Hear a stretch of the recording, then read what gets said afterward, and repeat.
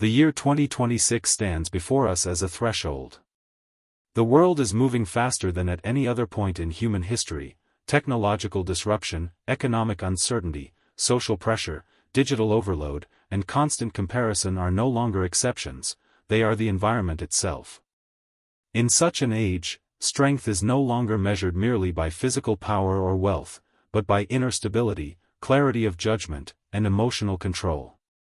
Nearly 2,000 years ago, long before smartphones, social media, or global markets, a group of thinkers faced equally brutal realities: war, exile, slavery, political betrayal, disease, and death. Yet they developed a philosophy so resilient that it continues to guide emperors, generals, prisoners, and modern leaders alike. This philosophy is Stoicism. Stoicism is not about suppressing emotion or becoming cold and detached. It is about mastering your inner world so thoroughly that no external chaos can break you.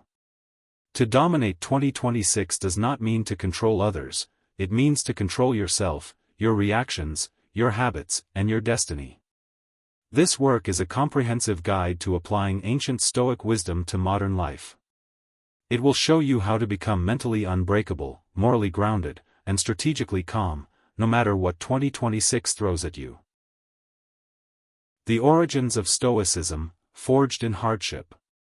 Stoicism did not emerge from comfort, luxury, or ideal conditions. It was forged in pain, uncertainty, and loss, conditions strikingly similar to those faced by people today.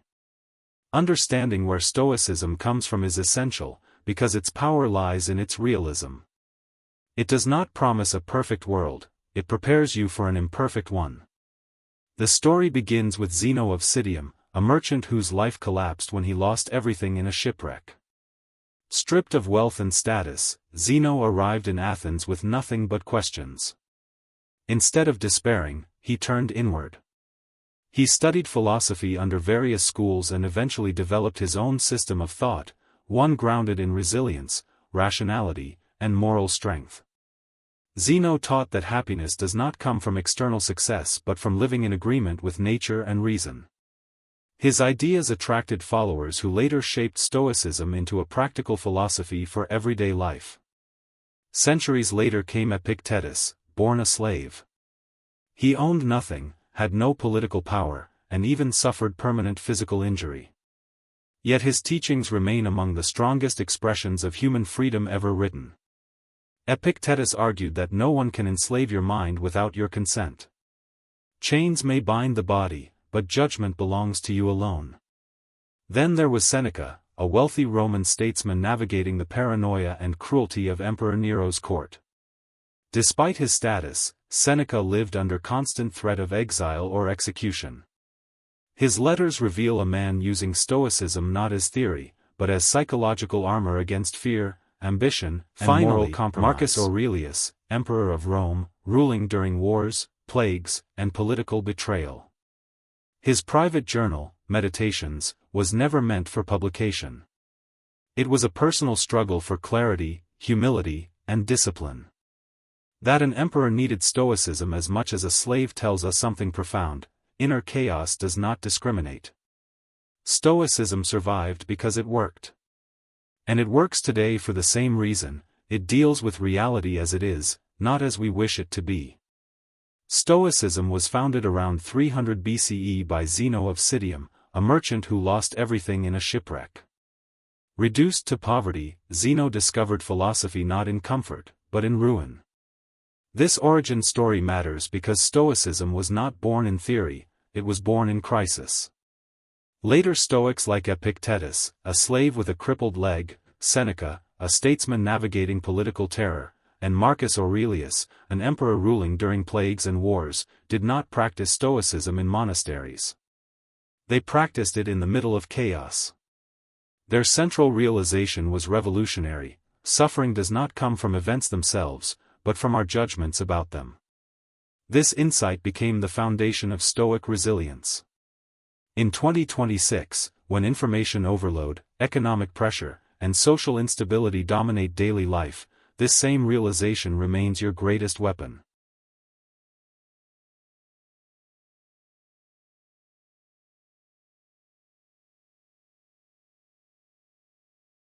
The dichotomy of control, the core of unbreakability. At the heart of Stoicism lies one principle so powerful that mastering it alone can transform your life: the dichotomy of control. Epictetus opened his Enchiridion with a simple but devastating truth: some things are up to us, and some things are not. Almost all human misery comes from confusing the two. What is fully within your control? Your judgments. Your choices. Your values. Your effort. Your response to events. What is never fully within your control? Other people's behavior. Outcomes. Reputation. Luck. The past. The future. In 2026, people are exhausted because they fight battles they cannot win, trying to control opinions, algorithms, markets, relationships, and outcomes. Stoicism teaches you to withdraw emotional investment from these uncontrollable areas and redirect it toward mastery of self. This does not make you passive, it makes you precise.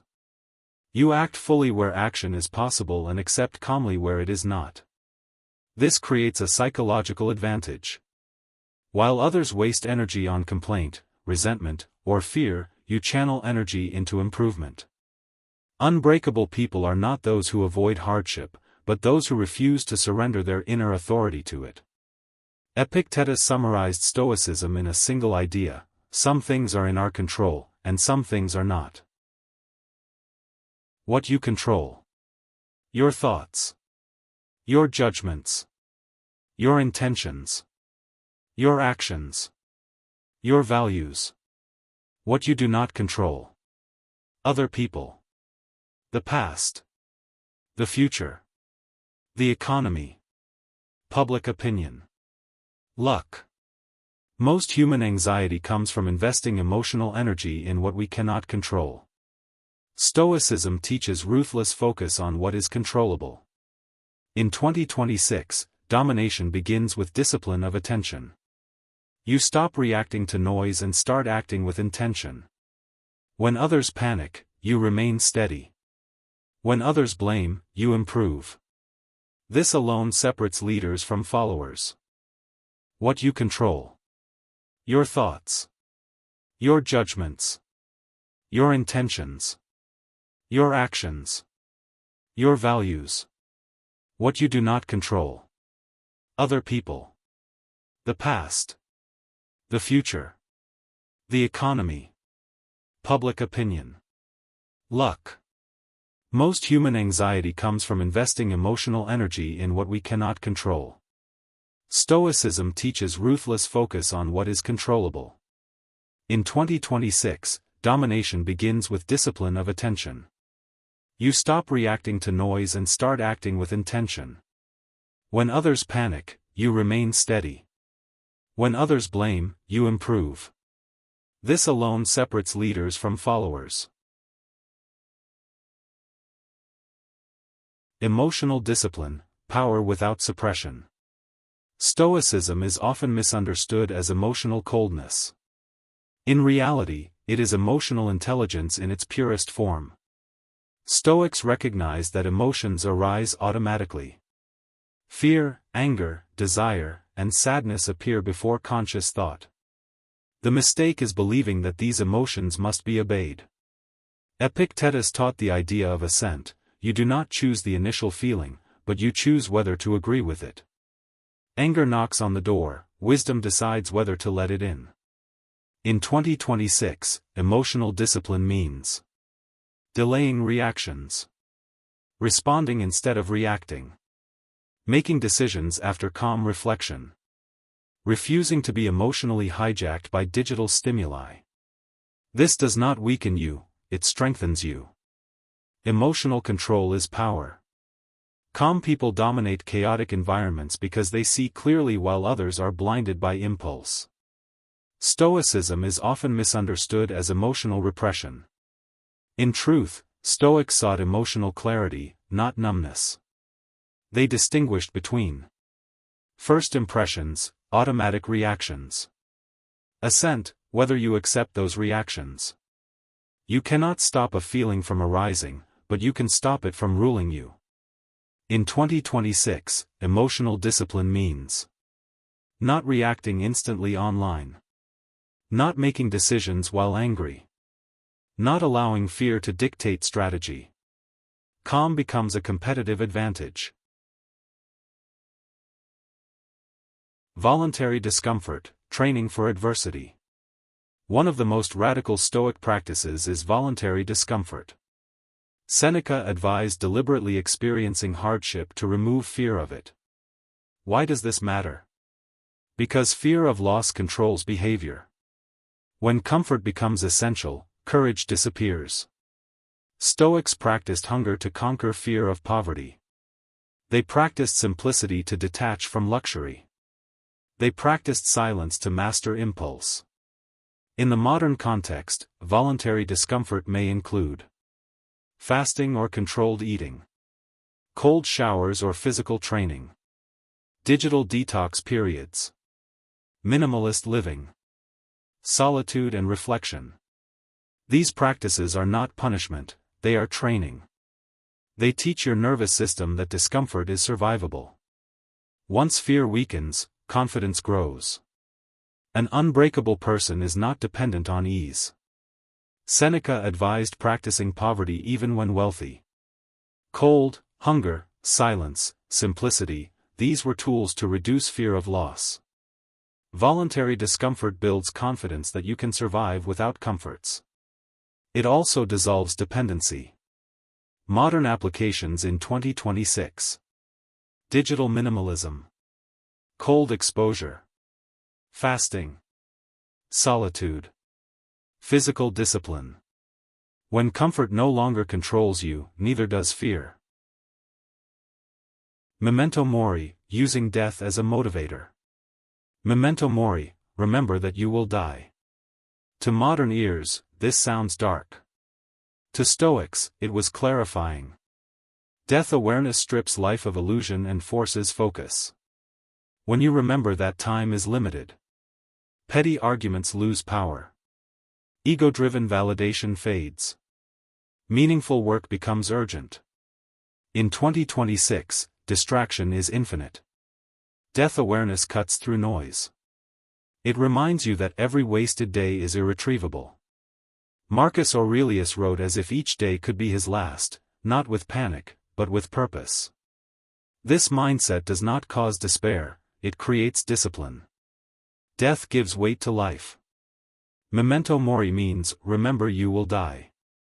To Stoics, this was not morbid, it was liberating. Awareness of death sharpens priorities and eliminates trivial anxiety. In 2026, where distraction is infinite, death awareness creates urgency and focus. You stop wasting time proving yourself and start building meaning. Death reminds you. Time is finite. Ego is temporary. Virtue is permanent. Virtue as the only true success. Stoics define success differently from society. Wealth, status, and recognition were considered preferred indifferent, nice to have, but not essential. The only true good was virtue. Wisdom, seeing clearly. Courage, acting rightly despite fear. Justice, treating others fairly. Temperance, self-control. Why virtue? Because it cannot be taken from you. External success depends on circumstances, virtue depends on choice. In an era where shortcuts, manipulation, and moral compromise are normalized, virtue becomes a rare form of power. People trust those who are principled. Leaders emerge from those who are consistent. Virtue creates inner stability, and inner stability creates outer influence. Stoics believe the only true good is virtue. Wisdom. Courage. Justice. Temperance. External success without virtue leads to instability. Inner virtue creates unshakable confidence.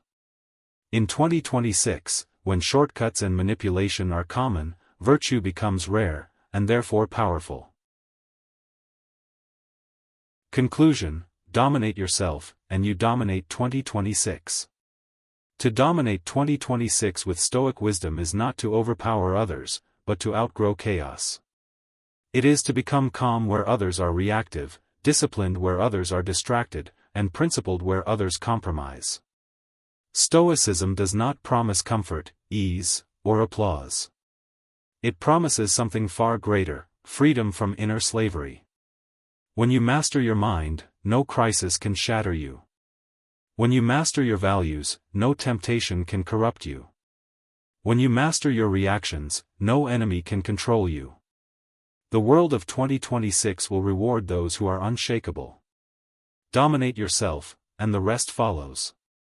You have power over your mind, not outside events. Realize this, and you will find strength. Marcus Aurelius. To dominate 2026 with Stoic wisdom is to stand calm while the world shakes, disciplined while others drift, and virtuous while others compromise. You will not control the future, but you will control how you meet it. And that is the highest form of power.